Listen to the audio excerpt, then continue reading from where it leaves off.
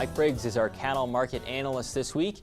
U.S. beef and veal exports during April were 5% lower than April 2015, with an 11% drop to Japan, the largest buyer during the month. Mexico, number 2 for April, made up the difference by increasing its imports by 33%. Through the first 4 months of the year, U.S. beef and veal shipments tracked closely to the same time period in 2015. The total in 2016 was down less than 0.5%. At the grocery store, the price for a pound of ground beef during April was $3.82, down 10% from the all-time record set last year. We talked with Mike Wednesday morning about foreign and domestic beef demand, the price of corn for feeders, and recent cattle market movement. Well, we continue to lose equity in this industry. Prices are not profitable and they're a long ways from it. I'm concerned as we go forward. I continue to be concerned. We've talked about this before, the disconnect we have in the cattle futures versus the cash. Typically this time of year, cash is trading par with the board and we're trading $10 over. Okay, that sounds great, but that's a pretty big disconnect. It really makes it really hard to do business because you don't know where you are. Plus, it makes it hard to place cattle as we go forward because you cannot, absolutely cannot plan on that kind of basis. Yeah, explain more about why that's such a disconnect and why that makes it such a struggle. That's part of the problem. Not quite sure. I think a lot of it is still, once again, the commodity funds. The commodity funds have decided that, hey, we want to be short, and they're so big compared to the actual cash size of that market that they just beat it down. And we're seeing that in the grains. You've got a huge amount of acres, you've got water, you've got heat, you've got everything you need for a corn crop, and they just keep pushing it higher because that's what they've decided they want to do. Now, are they totally wrong in that they're being short the live cattle because we probably have more supply coming in the future? Probably not. But I think that's fully discounted at this point, and to have futures or to have cash $10 over futures is just a mess. Where do you think this market could go short term?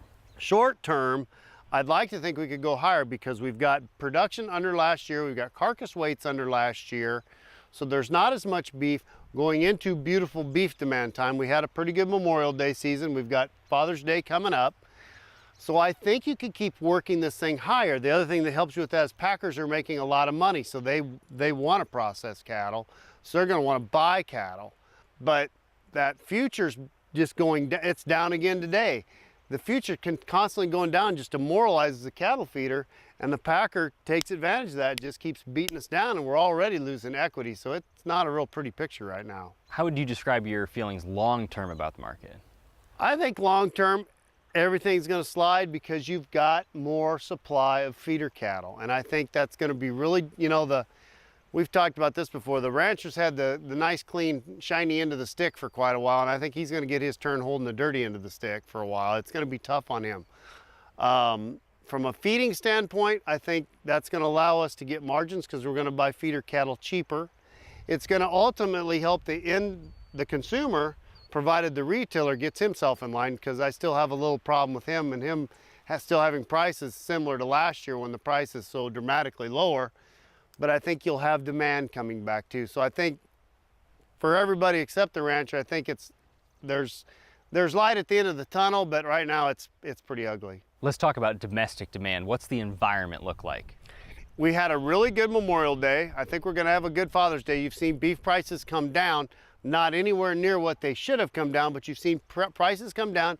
You've seen consumers come back. You've also seen an increase in pork price. So you've once again narrowed that spread back up and not making beef such a premium product. When we get close in price to those other proteins, people will choose beef. So we're getting some of that demand back. So that's really nice.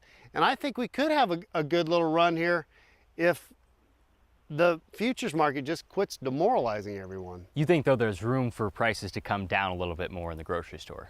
Oh, absolutely. The retailer has huge margins. Now, the price of beef, that's the interesting thing too. You've seen cattle, cash cattle, we've made small increases here. You've seen the beef market take off. And I just spoke to a restaurateur last night. He's like, man, this beef just keeps going up every single week. Well, once again, the packer has a tremendous margin. The retailer's starting to get his squeezed. So how much more he can move down, I can't speak to that, but he's had opportunity to move down considerably the last 6 months. How surprised are you in this sustained rally for the corn market? Unbelievably shocked. You've had perfect planting weather, you got your acres in, you've had tons of rain. Now you're getting your heat units that you want, and it just keeps rocketing higher. Now I know a lot of that is on the back of soybeans. Soybeans is a totally different deal, but at some point you've got a huge supply of soybean, a huge supply of soybeans. Same thing with the soybean crop. It's doing well.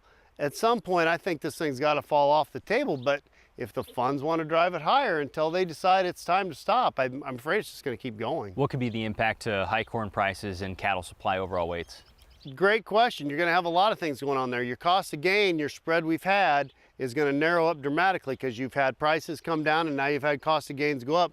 So you're not going to have people feed cattle as big anymore. So that's going to take pounds off the market, which then lowers supply. So that should help you long term from a pricing standpoint. But that's going to have a dramatic impact if this thing doesn't get off of us. The other thing it's going to do is force calf prices even lower and make it even tougher for the rancher. I really don't think that that's going to come totally to fruition, because I think at some point this market's going to back up, but it has to do it first. Finally, there's a lot of heat in the forecast for the next foreseeable future, really, including 100 here in Nebraska on Saturday. How much is heat a concern right now? It's a little bit of a concern because the cattle haven't had time to acclimate to it. Now we've had a little bit here.